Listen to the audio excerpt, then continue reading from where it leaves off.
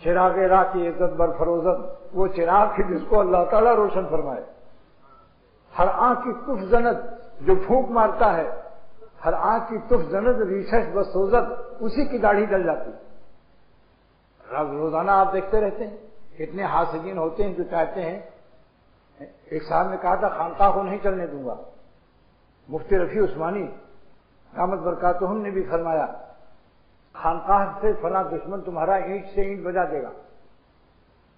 میں نے اللہ تعالیٰ اس کے حسبنا اللہ و نعم الوکیل پڑھا، اور میرے رب نے اس وقت کچھ نہیں بنا تھا یہاں، ہمارے رب نے اینٹ سے اینٹ بجانے والے کے عمل کو نامراد کر کے اینٹ سے اینٹ پر اینٹ چڑھا دیا، 5 منزل گھر بنوا دیا۔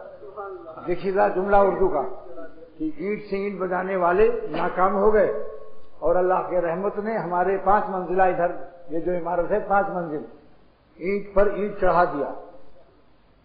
اگر مخلوق کا بس چلے تو کوئی زندہ نہ رہے، مگر اللہ تعالیٰ فرماتے ہیں کہ ہم باز کو باز سے، بازوں کا فساد بازوں سے توڑ دیتے ہیں۔